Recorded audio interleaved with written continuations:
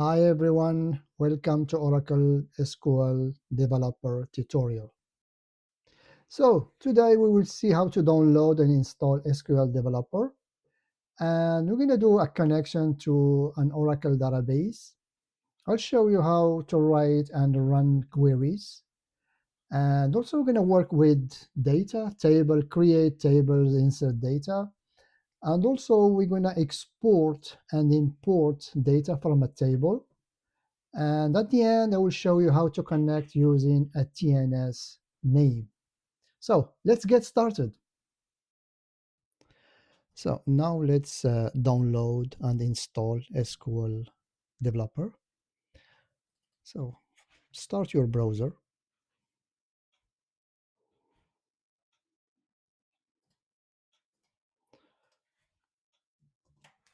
Search for SQL, Oracle SQL Developer.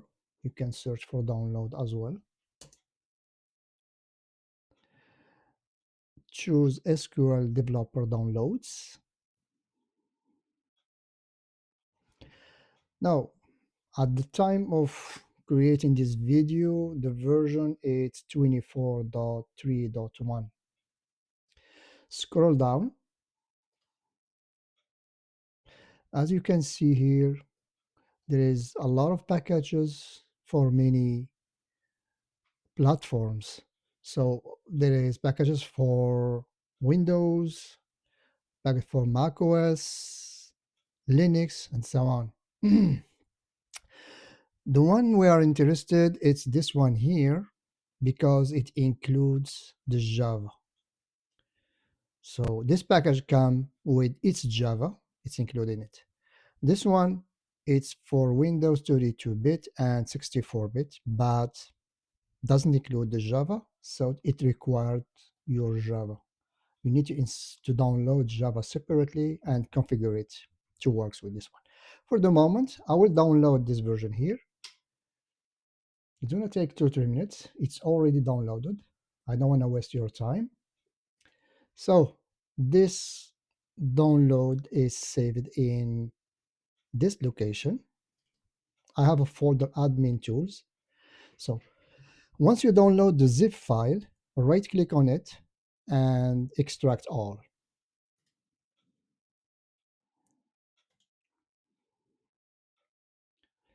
So confirm, wait until the file or the package is extracted.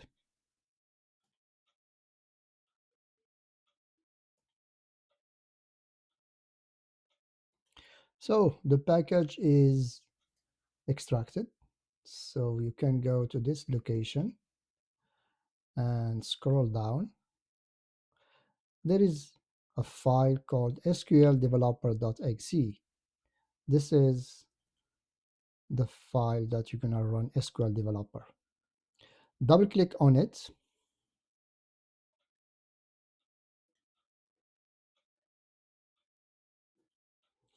So the system will ask you if you want to import from a previous SQL. So we don't have SQL installed before. That's okay.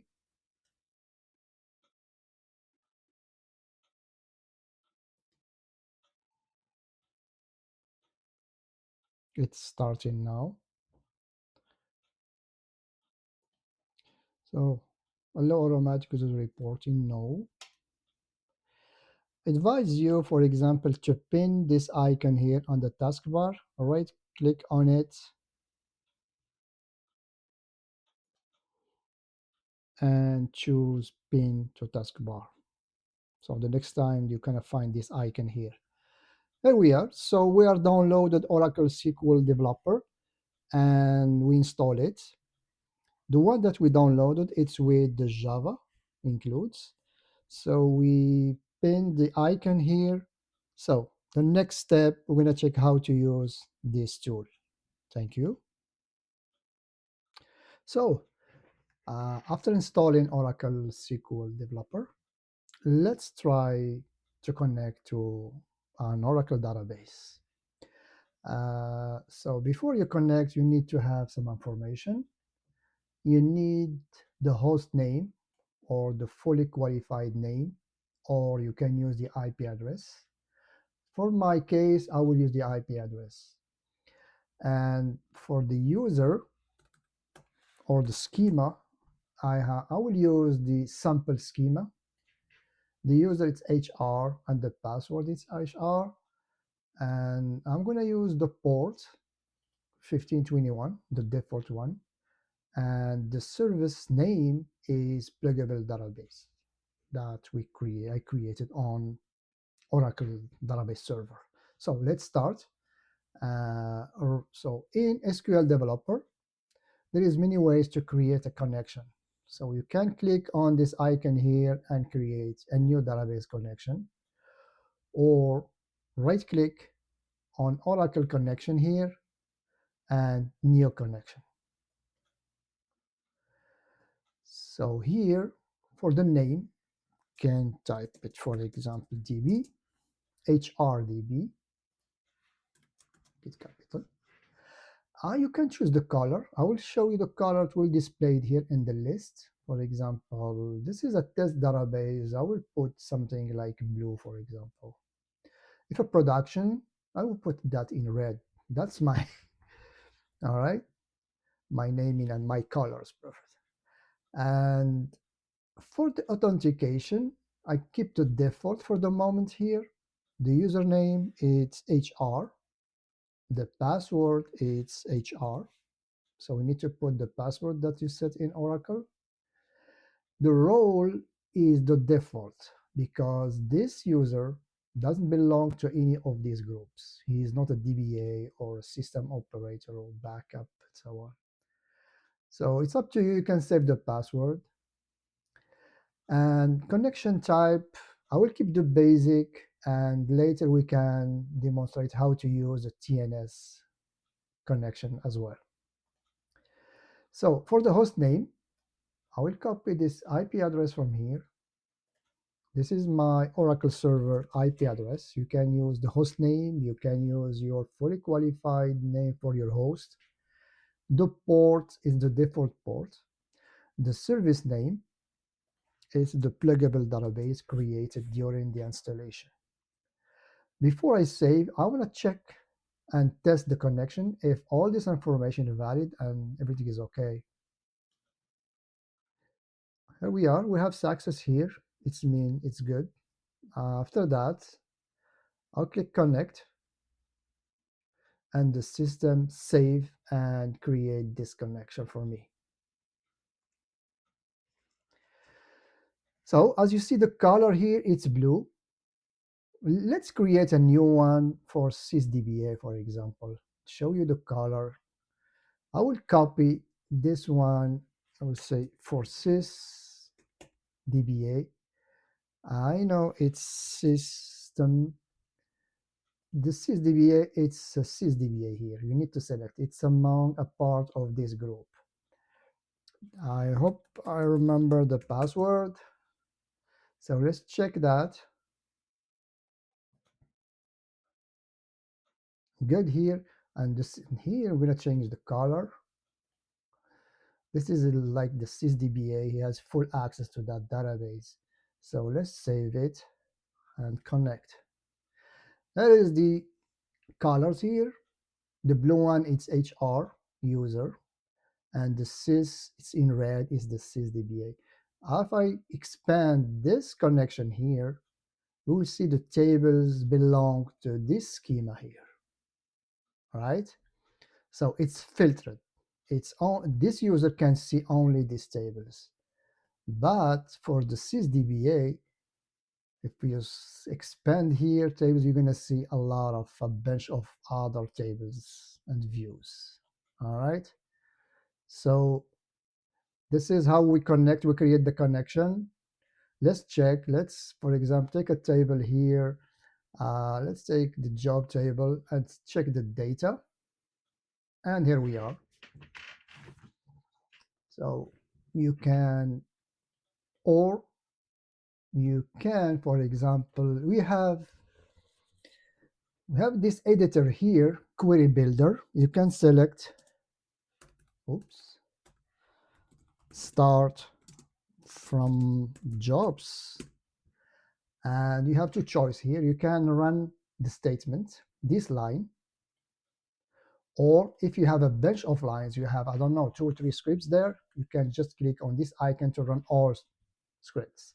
For me, I have only one line here. Just run and click on it, and it's another way to fetch the data.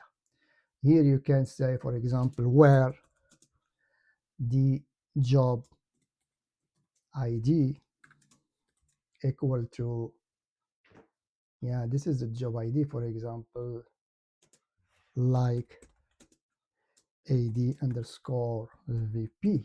So ID, oops, let me put that in bracket here, apostrophe, and run.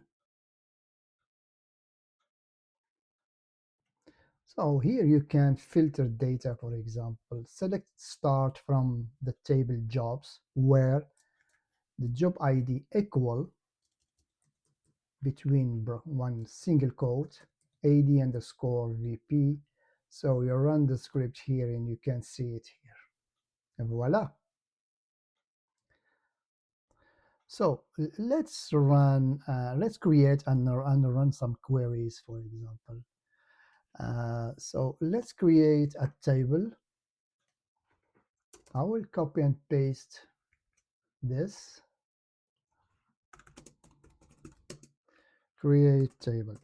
If the font it's small, so you can adjust, for example, the font from the tools, preferences, and just type here fonts, and you can adjust the size and also the name. And also if you need the line number here, also there is edit. So, and yeah, in edit, code editor, there is a line gather here. You just select this one here and you're gonna have line numbers. Okay, so to run your query, let's create this query, for example. So I will create, I am connected to HR database, and to be sure there is no employee demo table here. There is employees, but there is no underscore demo here. So let's create this one. You select your close here and run this icon here, run statement. And let's check, do a refresh on this table, right click and refresh. As you can see, the table is created with 1, 2, 3, 4, 5 columns here. You can check that here. You can do it manually from here or by script. All right. So we no longer use this one here. Now let's add some data in it.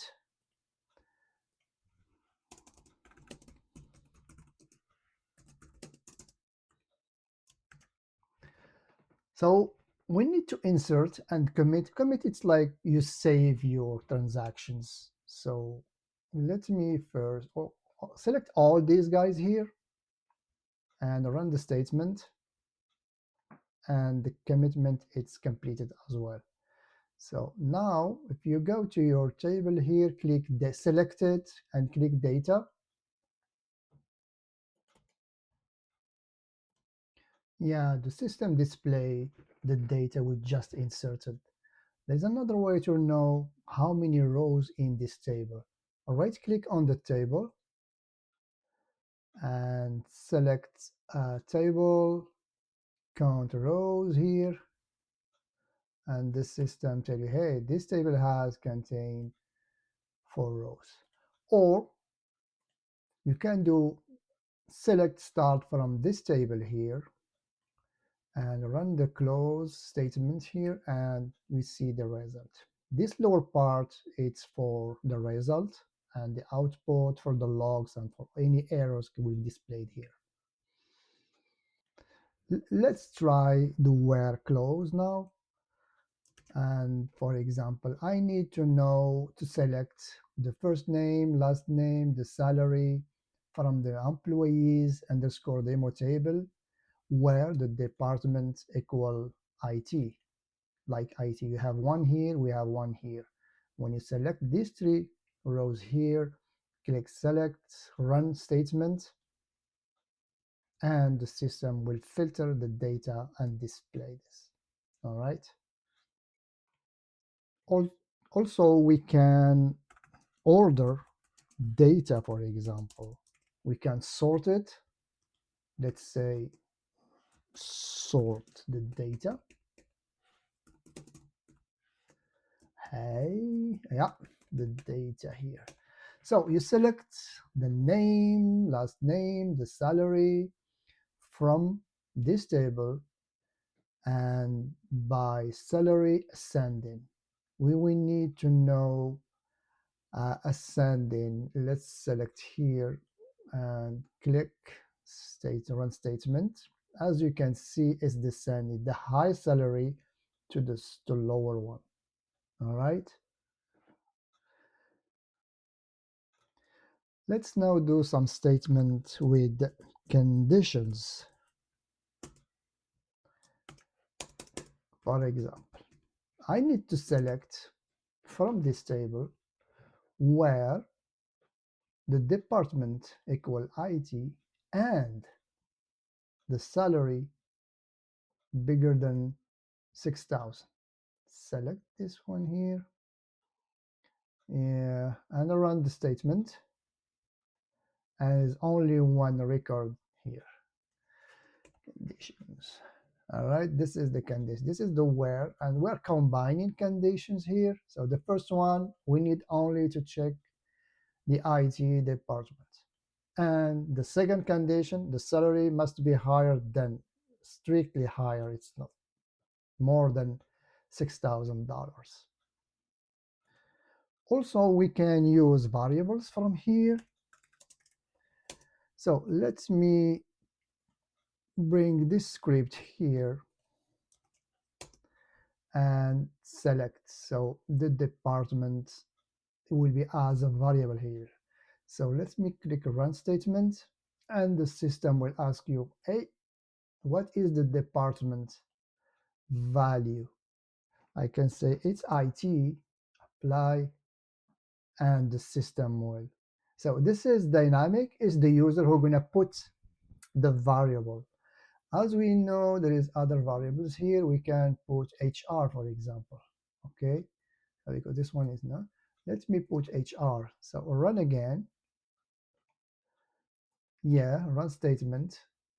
And the system is asking what is the name of this variable. The variable is dep, and the system replace anything you put here and in this condition and compare it with this condition where the department equal HR, apply. Here we are. This is how we put variable and pop up the variable. It's like a manual entry. Colon and the variable. So now let's check how we can export data from Oracle or from your SQL developer to your hard drive. So select the table you want to export. I will check this one, the demo that we just created, employees underscore demo. Right click on it and choose export. As you can see here, you can import the data as well in this table the same way. So export. Here, we don't need to export the DADL data. All I'm interested is the data. All right. For the format, select the format do you need. There's a bunch of format here. For me, I need CSV, comma separator value. I need the header. I don't need the quotation for every field or every word there. The right one, the left one. Now the line terminator, it depends on your system. If you are in Unix or Mac, select this one here, Unix/Mac LF. As I am in Windows, I will select Windows CRLF. So we said no quotation, none. And we can keep this guys save as and compress this one by default. Now, important thing, where you want to export this file, click Browse. I will put that in my document. So employees underscore demo.csv, save it, click Next. And the system tell you, hey, we're gonna export from this schema HR the table employees underscore demo. You say yes, okay. You can put some variables here. For example, you filter your data, but I don't need that. I need all rows. There is a summary here if you want to read it. Finish. And you need to go to location where did you export or save it your data. Go to my document, and here is the file. So this file, you can read it with Excel, or it's a text file base. So you can open it with any text editor. I will try edit that with Notepad++. Has been modified. When I wrote it, yes, because it was open and no, it's all right. And here is the file, or here is the exported data. As you can see, the header, it's a comma separated. And if you import this in Excel, and you can see this in every cell before the comma or this field in every cells. And here is the data export. Voila. Okay, now let's import data in this table. Let me open the file we're gonna import. I just added some rows here, these 5 rows, yeah, and with the headers, let's import this in that table. So right click, import data, and it's a local file. Select the file from where you want to import it. Select my document. This is my CSV file. And here you can see you can import Excel, Universions, CSV, text, etc. There is a bunch of formats that you can import. And as you can see here, detect the color, the header, and all rows are in the good column here. So the header will skip the header because I don't want to put the header in the data. So they detect there is a header, yes. I don't want to skip any row here. It's a CSV format. Delimiter, it's a comma delimiter. Nice. And I can say it's none. There is none. There is no quotation around wrapping the words. Click Next. And the system is going to ask, insert here method, yes. Import row, limit by default. You can limit rows. If you have, I don't know, 1,000, you're going to just import 100. Yes, you can do that. And now choose the column in here. By default, it's already select. All of them are selected. And click Next. This is like for each column in the source data column list on the left. The ID with the ID, you see, it's like the mapping here. Last name with the last name. You can do the mapping. If there is something wrong, you can just click on this drop down list and match the field. Every field should be the same. The ID with the ID, first name, last name, department is good, and the salary. Click Next here and click Finish. And you have this pop-up saying import data, task successfully and import committed. Let's check now. Let me go and check in the data here. Click on refresh. Or we can go and click select from employees. There we are. Before we had these 4 lines here, 4 rows, and after that we imported number 5, 6, 7, 8, 9. Those files are in my file. Let me check the file here. From number 5 to 9. Voila. So all good. Hey, let's check how we can connect using the TNS names.aura file. Remember we created these two connections. I used the IP address, the port, and the pluggable database, the service name, of course, the user ID and the password. Now we're going to use something else like this TNS here. How we can use the TNS? Because I don't want to each time enter the IP address, the port. I need something, bring it from the server and use it. So to do that, let's first create the or import the TNS name.aura file. This file, you can get it from the server in this location, from your Oracle server if you have access. So it's in the home directory of Oracle and the subfolder network and admin. There you can find that file, or ask your system DBA or system Linux system admin, they're going to give you this file. Uh, the only thing I changed is the IP address. It was by host. I changed it to the IP address because my machine here, it's not configured for the DNS. So I use the IP address. In this TNS Aura file, there is two databases. There is dev and pluggable database. This is when we created the Oracle. Well, this is the classic database, and this is the pluggable database. And this is just the listener. This is not important. I can get rid of it. All right, I don't need it, for example. Let me save.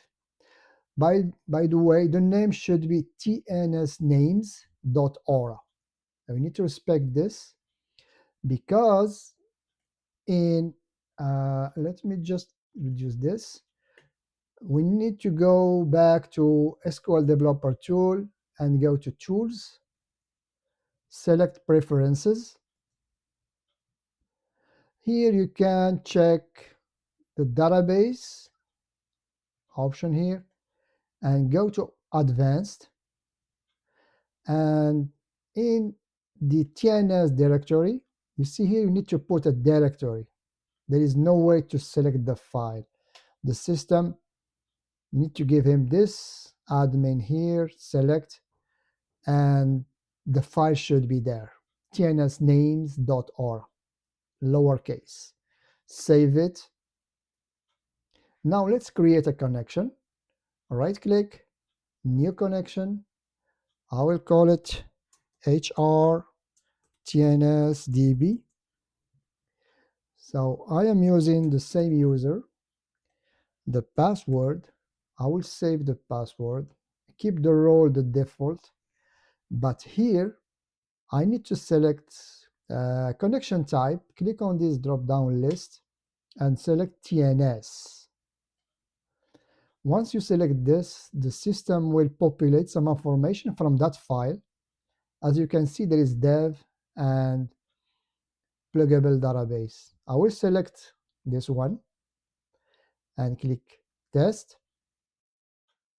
and voila. So well, the connection is successfully. So what I need to do is just save it and connect. Here we are. If you check the connection, the system is working fine. I don't need to care about the IP address, the port. Everything is given by the DBA. They give me that file. I put that in the directory, link it to SQL Developer, and I'm good to go. And voila, all good.